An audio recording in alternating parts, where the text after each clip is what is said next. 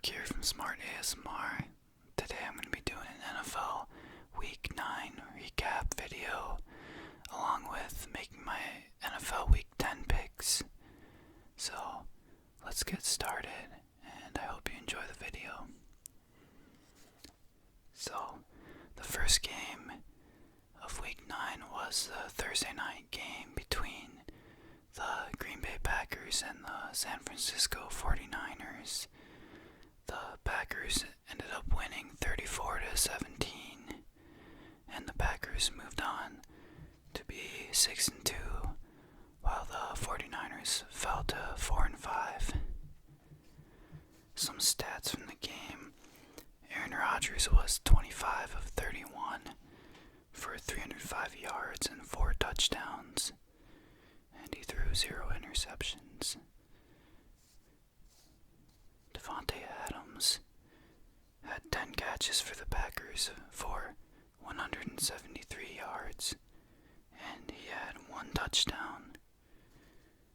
Marquez Valdes-Scantling had 2 catches for 53 yards, and both of those ended up in touchdowns.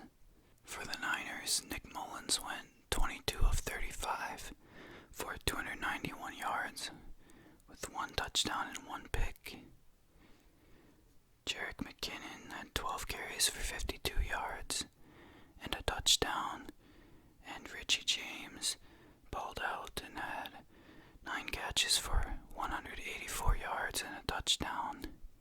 Aaron Jones ended up playing in this game, even though he was questionable with a calf injury, and that's a good thing because otherwise they would have really been hurting at running back because Jamal Williams and A.J. Dillon were both out due to being on the COVID list. The other running backs they have on their team are Tyler Ervin and Dexter Williams. They did use Tyler Ervin a little bit in the passing game mainly. The Packers ended up dominating in this game. They were up 34-3 at one point towards the end of the fourth quarter with just 6 minutes and 15 seconds left. And then the 49ers scored 2 touchdowns at the end to make the score look a little closer than what it was. But the 49ers are missing a lot of players in this game, and some of those players include Jimmy Garoppolo, George Kittle, Raheem Mostert, Jeff Wilson, Deebo Samuel, Brandon Ayuk, and Nick Bosa. But I think people thought the game would be closer still, even with all those injuries, than what it ended up being. The next game I'm going to talk about is the Texans at Jaguars. The Texans ended up defeating the Jaguars 27-25, so the Texans improved to 2-6, whereas the Jaguars fell to 1-7. Deshaun Watson for the Texans went 19 of 32 for 281 yards. He had 2 touchdowns and 0 interceptions. He also had 10 carries for 50 yards. Duke Johnson had 16 carries for 41 yards and a touchdown. He also had 1 fumble.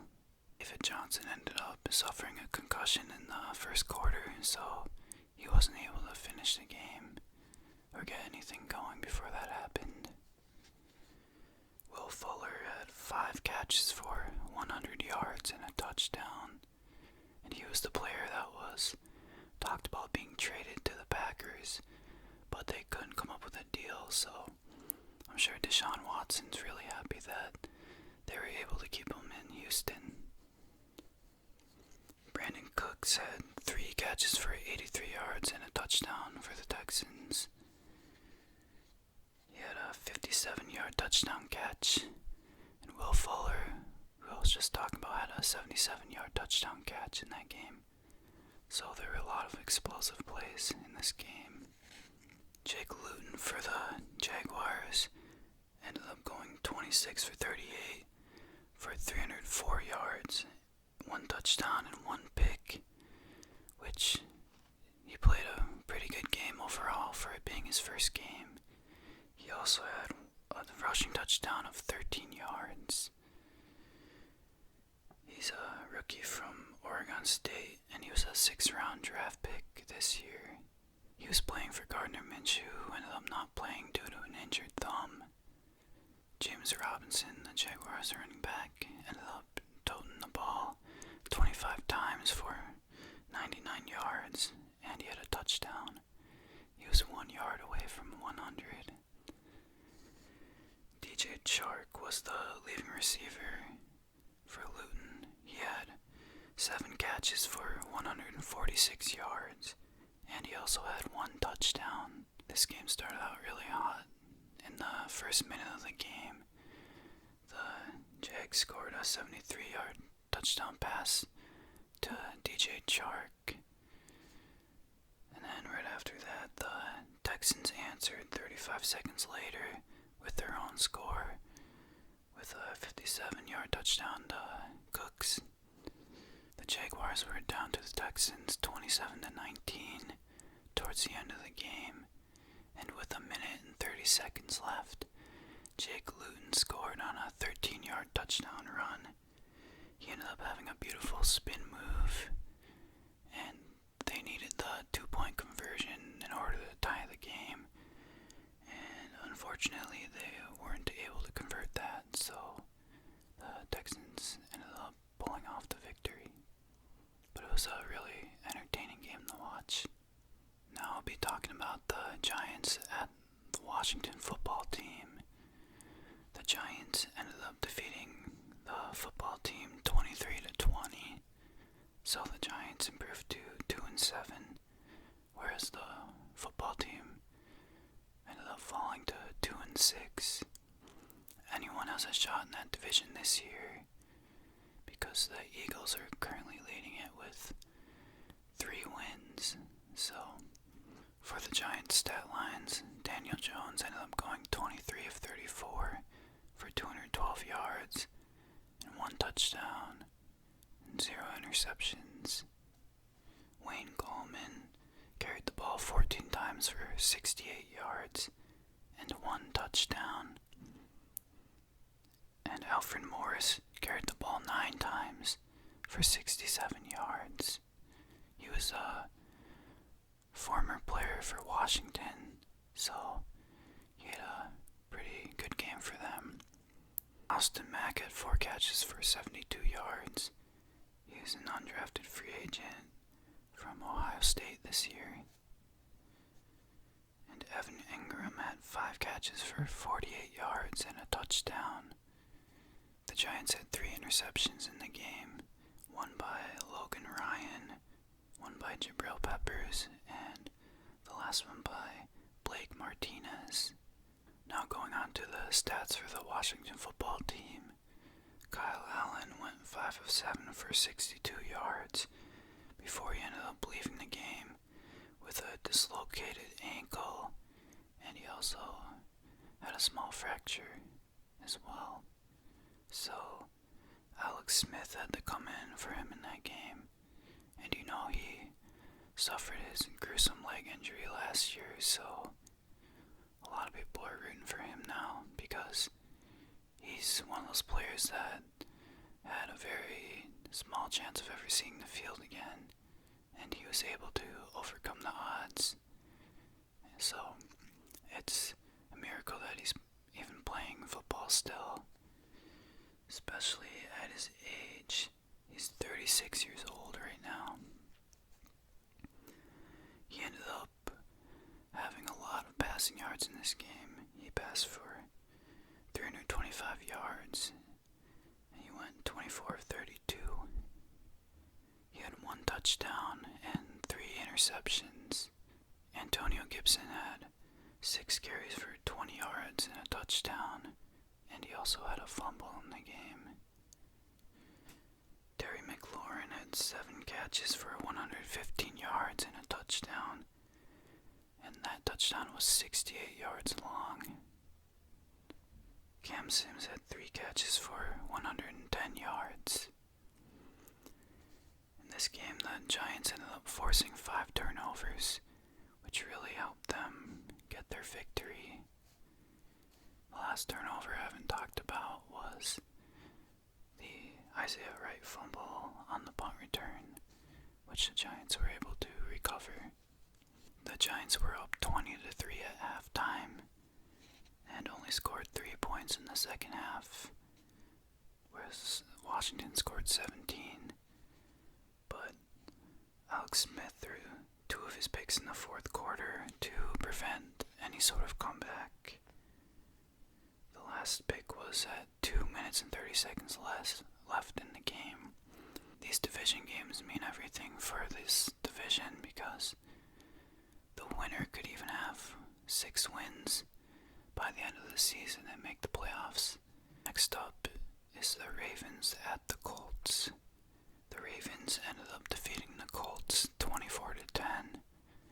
So the Ravens are now 6-2 and the Colts are 5-3. For the Ravens stats, Lamar Jackson passed for 19 of 23 for 170 yards. And he also had 13 carries for 58 yards, including a touchdown run of 9 yards, which he had in the fourth quarter. Gus Edwards had 11 carries for 23 yards and a touchdown, but he also had a fumble in the game. Nick Boyle was the leading receiver for the Ravens, with 4 catches for 46 yards. For the Colts stats, Phillip Rivers went 25 of 43 for 227 yards, and he had 1 interception. Jonathan Taylor had 6 carries for 27 yards and a touchdown, and he also fumbled, which was the turning point of the game for the Ravens, which helped them build momentum. It was in the first quarter when Marcus Peters stripped the ball from him, and Chuck Clark returned the fumble 65 yards for a touchdown. This was when they were down 7-0 at the time. Michael Pittman Jr. was the leading receiver for the Colts. He had 4 catches for 56 yards. He's a rookie out of USC. The Ravens were down 7-10 at halftime, and they ended up scoring 17 unanswered points. So that's how they ended up winning 27-10. Now I'll talk about the Detroit Lions at the Minnesota Vikings. The Vikings ended up defeating the Lions 34-20. So the Vikings improved their record to 3-5, whereas the Lions fell to 3-5. For the Lions stats, Matthew Stafford was 23 of 32 for 211 yards, and he had 1 touchdown and 2 interceptions. He ended up leaving the game in the fourth quarter to go into the concussion protocol, and Chase Daniel took over and went 8 for 13 for 94 yards, and he had a touchdown pass along with an interception. DeAndre Swift had 13 carries for 64 yards. Danny Amendola was the leading receiver with 7 catches for 77 yards. Marvin Jones had 3 catches for 43 yards and a touchdown. And TJ Hawkinson had 5 catches for 39 yards and a touchdown. For the Minnesota Vikings, Kirk Cousins didn't have to throw too much, but he went 13 for 20 for 220 yards, and he ended up having 3 touchdowns off those 13 completions, and he had 0 interceptions. The player who really balled out for the Vikings was Dalvin Cook. He had 22 carries for 206 yards. He had 2 touchdowns, including a 70-yarder in the fourth quarter once the Lions started to wear out. He now leads the NFL with 858 yards rushing, and he has 15 more yards than Derrick Henry right now, who has 843 yards. And this is even more impressive because Dalvin Cook missed a game and a half already this this season. So we could be talking close to 1,000 yards already through the halfway point of the season had he played all his games. Justin Jefferson had 3 catches for 64 yards. Amir Abdullah had a 22-yard touchdown catch right before halftime, and it must have felt good for him against his former team. Irv Smith Jr. had 2 catches for 10 yards and turned those into 2 touchdowns.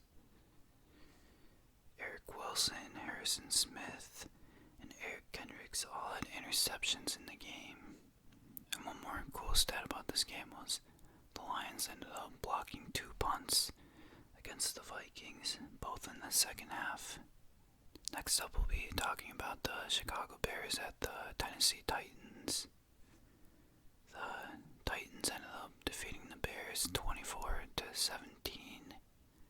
The Titans are now 6-2, and the Bears have fallen to 5-4.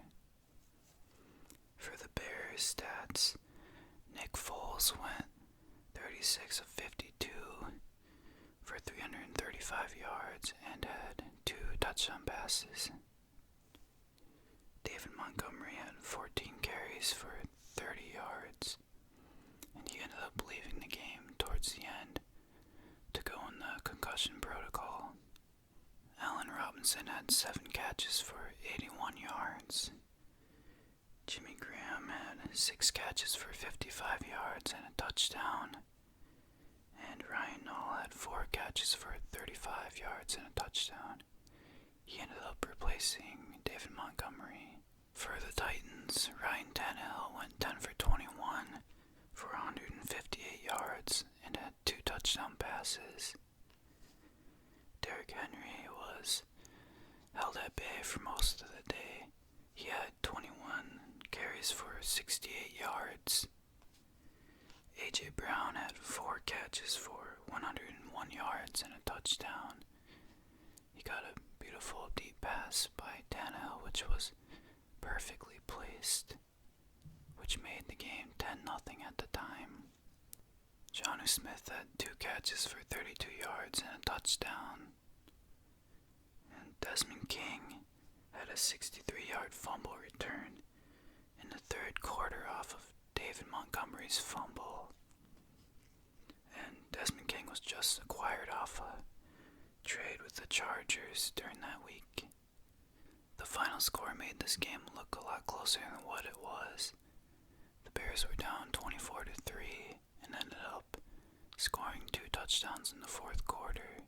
Up next is the Carolina Panthers at the Kansas City Chiefs. The Chiefs ended up beating the Panthers 33-31. This was a very thrilling game to watch. The Chiefs improved their record to 8-1, whereas the Panthers fell to 3-6. For the Panthers stats, Teddy Bridgewater went 36 of 49 for 310 yards and had 2 touchdown passes. And he also had 2 carries for 19 yards and a touchdown. So he played a really good game. Christian McCaffrey was back for the first time in a while. He had 18 carries for 69 yards and a touchdown, and 10 catches for 82 yards and a touchdown.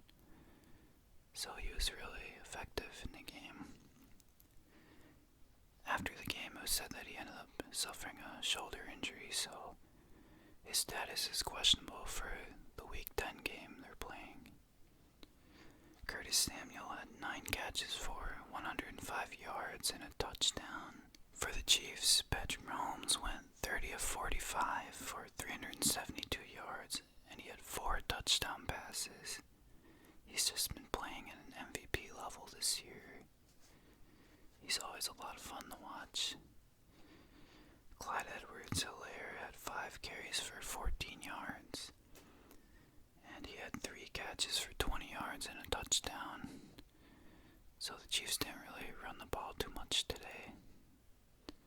Travis Kelce had 10 catches for 159 yards. Tyreek Hill had 9 catches for 113 yards and 2 touchdowns. Demarcus Robinson had 3 catches for 34 yards and added a touchdown as well. After the Panthers scored at the 153 mark, they were down by 2 to the Chiefs, and they ended up trying the onside kick, which was no good. So they stopped the Chiefs and ended up getting the ball back still because they had timeouts saved. And they got the ball back at the 103 mark. They made it all the way slightly past the 50-yard line and attempted a 67-yard field goal for Joey Sly, which ended up going wide right, which that was when the time expired on the clock, so they lost the game. A 67-yard field goal would have been an NFL record, so that was asking a lot from the kicker to win the game. But if any kicker could make it, he would have been one of them that people trust to do it. Next we'll be talking about the Seattle Seahawks at the Buffalo Bills. This was a high-scoring affair. The Bills ended up defeating the Seahawks 44-34, and the Bills improved to 7-2, whereas the Seahawks fell to 6-2. For the Seahawks, Russell Wilson went 28 of 41 for 390 yards, and he had 2 touchdown passes and 1 interception. He also had 2 carries for 5 yards and a touchdown, but he also lost 2 fumbles in the game. So he accounted for 3 turnovers. DJ Dallas was the running back for the Seahawks today due to Chris Carson's injury, and he rushed for 31 yards off 7 carries and had a touchdown. DK Metcalf had 7 catches for 108 yards and a touchdown. And David Moore had 4 catches for 71 yards and a touchdown. Jerron Reed of the Seahawks defense had 2.5 sacks, and Jamal Adams had 1.5 sacks. For the Bills, Josh Allen was 31 of 38 for 415 yards. He had 3 touchdown passes and 0 interceptions, and he had 7 carries for 14 yards and a touchdown. So he really played excellent today. Zach Moss had 9 carries for 18 yards and a touchdown. Stephon Diggs had 9 catches for 118 yards. John Brown had 8 catches for 99 yards. Gabriel Davis had 4 catches for 70 yards and a touchdown. Isaiah McKenzie had 1 catch for 25 yards and a touchdown, which was the first touchdown for them in the game. And Tyler Kroft had a 1-yard touchdown catch as well. So a lot of receivers contributed to the Bills' offense today. The Bills ended up jumping to a 17-0 early lead in this game and never looked back. They held the lead the entire time, and at one point they were up 41-20 in the 4th quarter. So this was an impressive win for the Bills.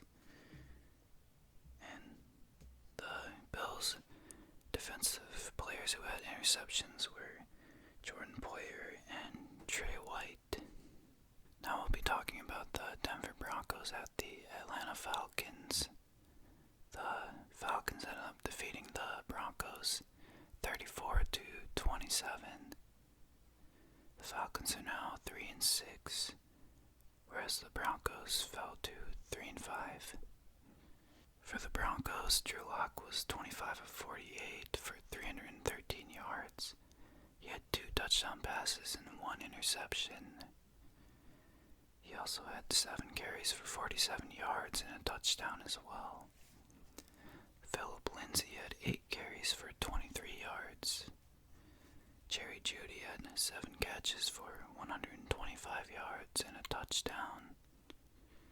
KJ Hamler had 6 catches for 75 yards. He's been a pretty impressive rookie lately. Tim Patrick had 4 catches for 29 yards and a touchdown.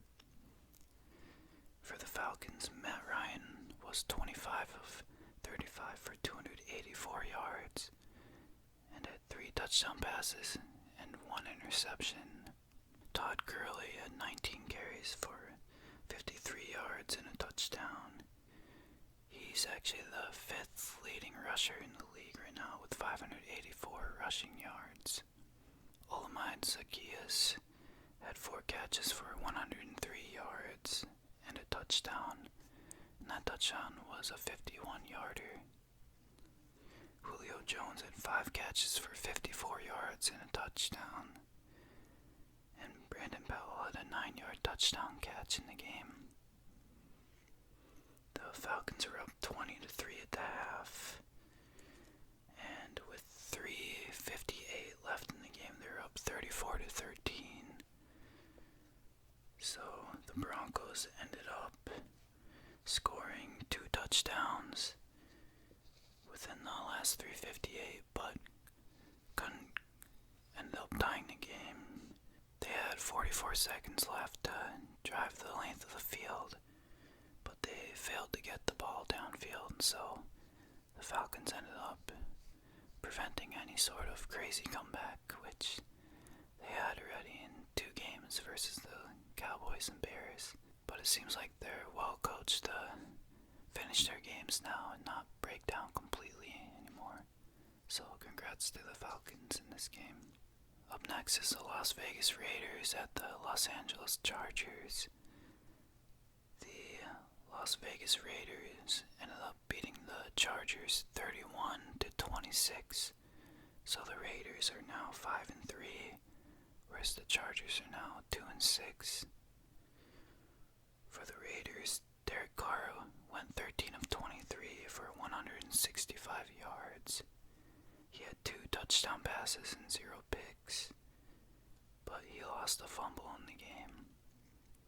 Devontae Booker had 8 carries for 68 yards and a touchdown. It was a 23-yard touchdown in the first quarter. He's been playing really well as of late. Josh Jacobs had 14 carries for 65 yards and a touchdown. Hunter Renfrow had 2 catches for 60 yards. Nelson Aguilar had 2 catches for 55 yards and a touchdown. The touchdown was a 45-yarder in the third quarter. Darren Waller had 5 catches for 22 yards and a touchdown. For the Chargers, Justin Herbert went 28 of 42 for 326 yards.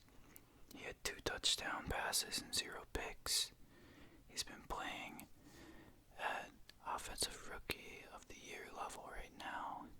Newly acquired Kalen Ballage had 15 carries for 69 yards and a touchdown. Keenan Allen had 9 catches for 103 yards and a touchdown. Mike Williams had 5 catches for 81 yards. Tyron Johnson had a 50-yard touchdown catch. And Gabe Nevers had a 4-yard touchdown catch, and he's their fullback. In my opinion, this was the game of the week based on the circumstances. Unfortunately, it was a heartbreaker for the Chargers. The Chargers had the ball at the Raiders' 4-yard line with 1 second left, with a chance to win it all if they got a touchdown. And Hebert ended up throwing the ball to Donald Parham Jr. And at first, it looked like it was a touchdown catch, but after review, he didn't have control of the ball. So, he ended up not getting the touchdown, and that was the end of the game. Isaiah Johnson was the one covering him and put his arm in just enough where the ball couldn't be securely caught. Now we'll be talking about the Miami Dolphins at the Arizona Cardinals. The Dolphins ended up winning the game 34-31. So now the Dolphins improved to 5-3, whereas the Cardinals fell to 5-3. The Dolphins are looking really good right now, especially defensively. They started out 1-3, and now they've won 4 in a row. They're one of my dark horse teams to make the playoffs and potentially go far in the playoffs as well. For the Dolphins, Tua Tagovailoa went 20 for 28 for 248 yards. He had 2 touchdown passes and 0 interceptions, and he also had 7 carries for 35 yards.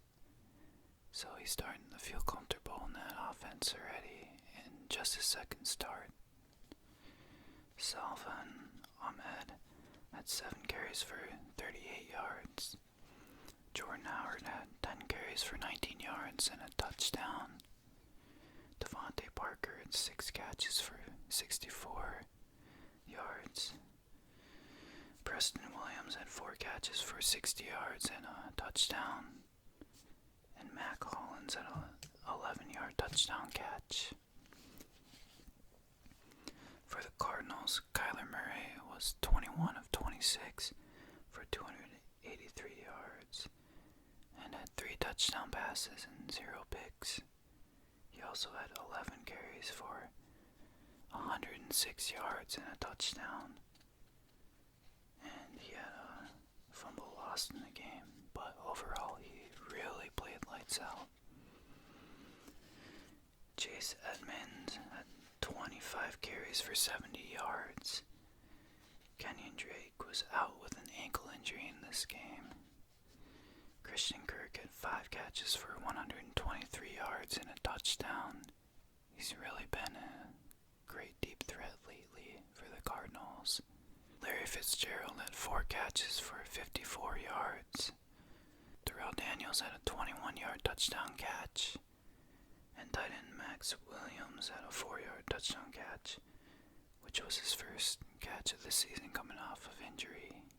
For the first score of the game, the Dolphins had another defensive touchdown in this game, with a 36-yard fumble return by Shaq Lawson, which was stripped by Emmanuel Ogbah, and they stripped Kyler Murray. The Cardinals were actually up in this game 31-24 at the end of the third quarter, but the Dolphins ended up scoring 10 unanswered points in the fourth quarter to win the game. Jason Sanders had a 56-yard field goal to end the half, and he also made a 50-yarder with 3:30 left in the game, which ended up being the game winner. And that was his 20th field goal he made in a row now, so he's really been playing well and it's been clutch for the Dolphins. Zane Gonzalez missed a 49-yard field goal with under 2 minutes to play for the Cardinals, which would have tied the game. And then Tua ended up converting the 3rd down and 1 at the end of the game on a QB sneak, so that way they could run the clock out and defeat the Cardinals. Next up, we'll be talking about the Pittsburgh Steelers at the Dallas Cowboys. The Steelers ended up defeating the Cowboys 24-19.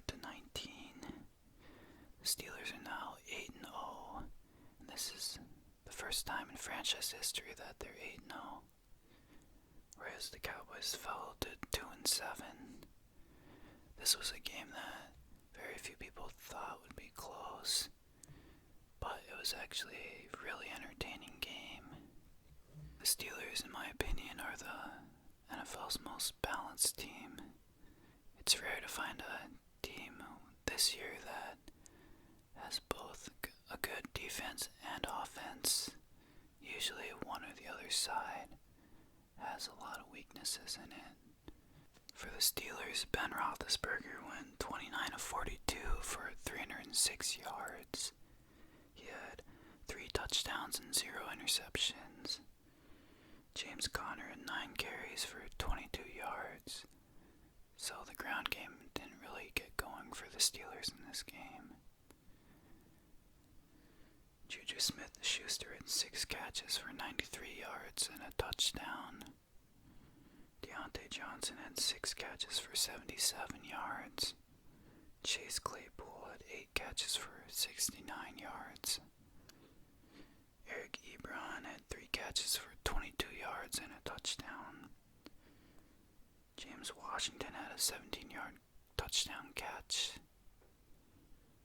And Minka Fitzpatrick had both an interception and a fumble recovery.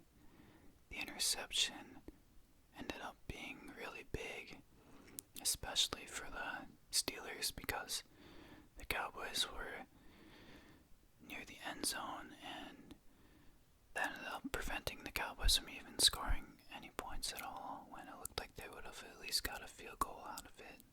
For the Cowboys, Garrett Gilbert made his first start for the Cowboys this year, and he went 21 of 38 for 243 yards. He had a touchdown and along with an interception. He played pretty decent overall, especially for the situation he was in. That's the Cowboys' fourth quarterback that started for them this year. Tony Pollard had 9 carries for 57 yards. Ezekiel Elliott had 18 carries for 51 yards. CeeDee Lamb had 4 catches for 71 yards and a touchdown. And Amari Cooper had 5 catches for 67 yards. The Cowboys had a 19-9 lead going into the fourth quarter. And then the Steelers ended up scoring the final 15 points in the fourth quarter to get the victory. The Cowboys had a couple chances to come back at the end of the game and failed to do so. On the last play of the game, the Cowboys were at the 23-yard line of the Steelers, and Gilbert ended up throwing the pass incomplete to end the game. So it was another thrilling game to watch this week. Mike Tomlin now ties the NFL record with his 14th straight non-losing season. So congrats to him and the Pittsburgh Steelers. The next game we'll be talking about is the Sunday night game, the New Orleans Saints at the Tampa Bay Buccaneers. The Saints ended up dominating the game throughout, and they won 38-3. The Saints are now 6-2, whereas the Buccaneers fell to 6-3. The Saints ended up sweeping the Buccaneers in the division this year. For the Saints, Drew Brees went 26 of 32 for 220 yards. He had 4 touchdowns and 0 picks, and he had 1 fumble lost. Taysom Hill went 2 for 2 for 48 yards and had 7 carries for 54 yards, and also had 1 catch for 21 yards. He's a really fun player to watch, and he's always really energized. Alvin Kamara had 9 carries for 40 yards and a touchdown. Michael Thomas had 5 catches for 51 yards. This was his first game back since week 1 when they played the Buccaneers. Adam Troutman had 3 catches for 39 yards and a touchdown. Emmanuel Sanders had 4 catches for 38 yards and a touchdown. And Josh Hill had 2 catches for 14 yards and a touchdown, along with Traquan Smith having a 14-yard touchdown catch. So Drew Brees spread the ball all over and threw his 4 touchdown passes to 4 different receivers. Malcolm Jenkins, Marcus Williams, and David Onyemata had interceptions for the Saints. Trey Hendrickson had 2 sacks for them. For the Buccaneers, Tom Brady was 22 of 38 for 209 yards. He had 0 touchdowns and 3 picks, so not a good night for him. Ronald Jones had 3 carries for 9 yards, and Leonard Fournette had a carry for nothing. So with Blaine Gabbert's QB kneel, they only rushed the ball 5 times the entire game, which isn't a winning formula in the NFL. But they fell behind so quickly, so they had to pass to try and catch up.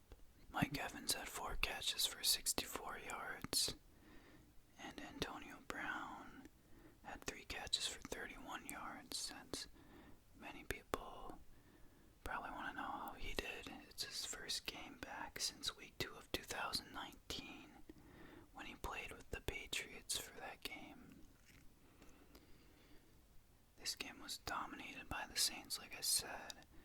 They were up 31-0 at halftime, and the Buccaneers prevented a shutout by kicking a field goal with 5:52 left in the fourth quarter.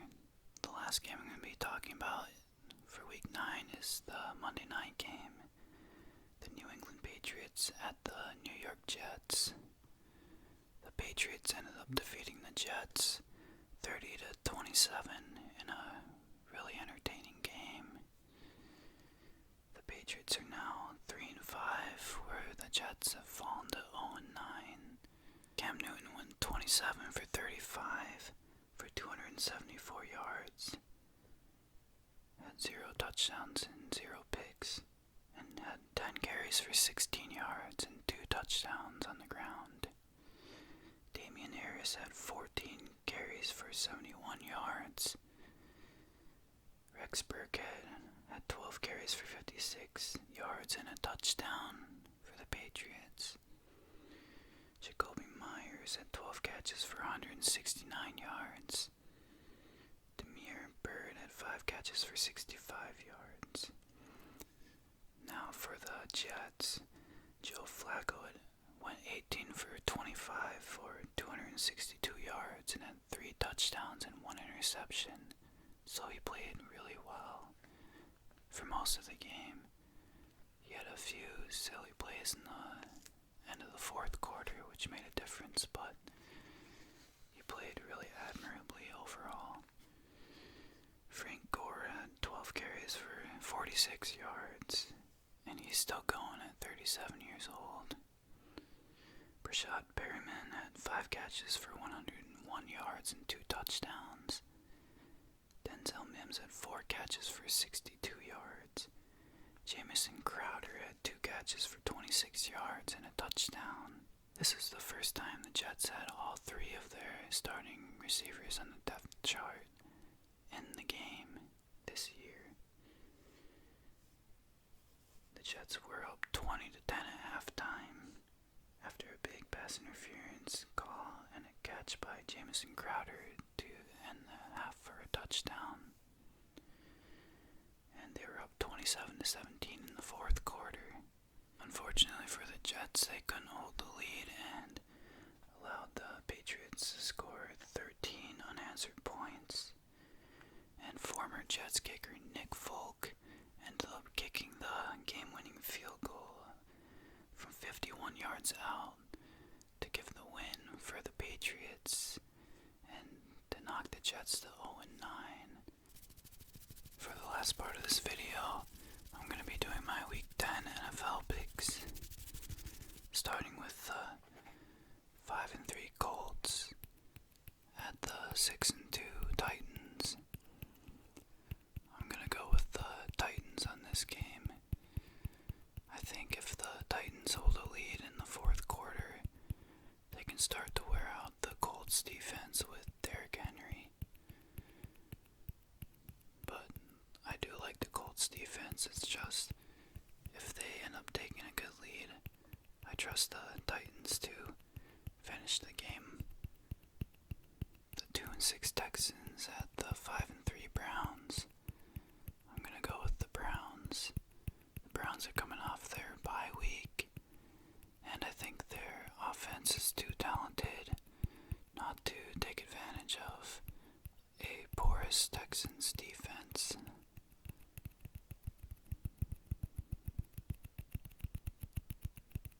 2-6 Washington at the 3-5 Lions. I'm gonna go with the Lions for this one. I think they'll come back after their humiliating loss to the Vikings. I think the Lions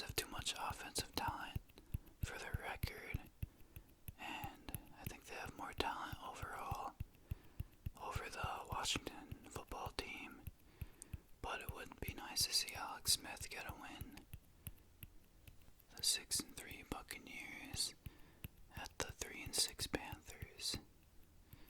I'm gonna have to go with the Buccaneers in this game. They ended up getting demolished in their game versus the Saints on Sunday night. So I think the Buccaneers will have to come into this game and show the NFL and everyone that they're a team to be taken serious, and they'll deliver in this game, I believe. I like what Matt Rule is doing with his Carolina team. They've been in most of their games this season, but I'm gonna have to go with the Buccaneers. The 3-4-1 Eagles at the 2-7 Giants. For this game, I'm gonna have to go with the Eagles over the Giants. It seems like the Eagles always find a way to win, especially in their division.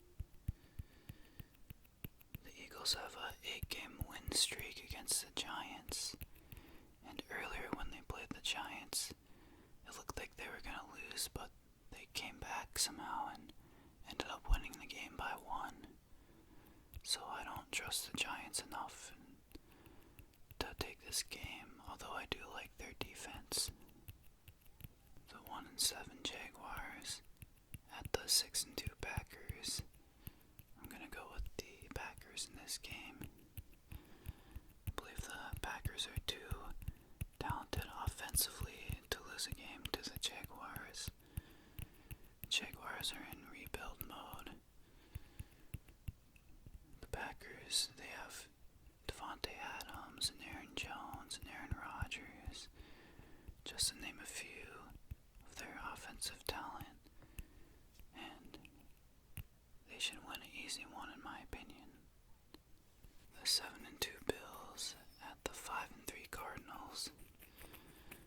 This one was a really tough one to pick, but I'm gonna go with the Cardinals in this one.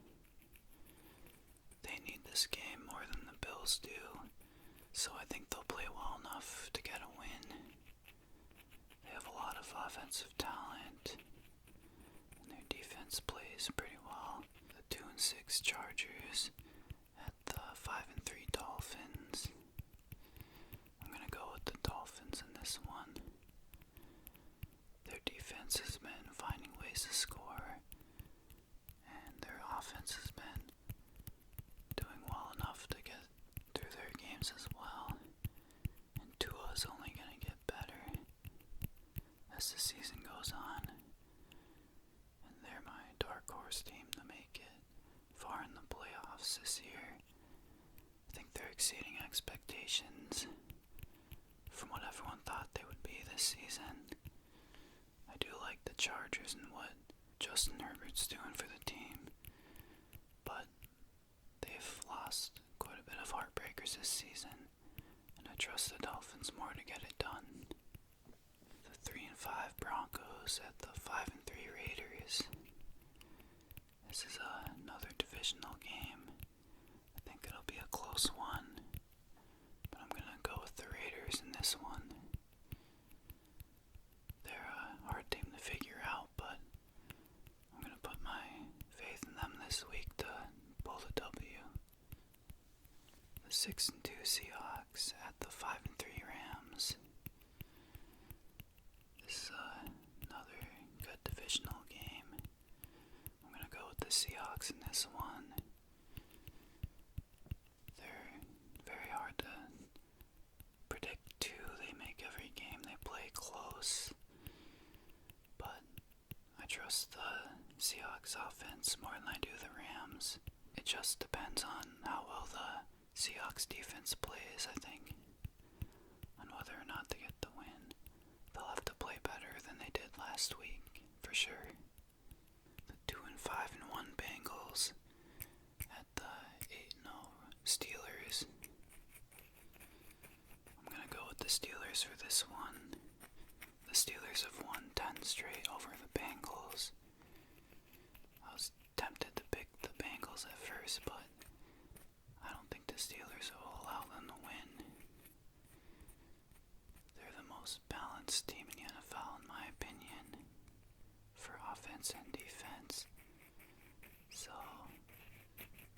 based on their history too with the 10-game win streak. I think history repeats itself more than you might think, so I'm going with them. The 4-5 49ers at the 6-2 Saints. I'm going to go with the Saints because the 49ers are too injury depleted to compete in this game, and the Saints are starting to build momentum as one of the best teams in the NFC right now. The 6-2 Ravens at the 3-5 Patriots. I think the Ravens are going to come out with a win in this game. It might be closer than people may think, depending on which Cam Newton comes out to play. But I trust the Ravens more, even if they have been struggling a little bit, offensively at least compared to last year. I think they have a good enough defense and offense to get it done.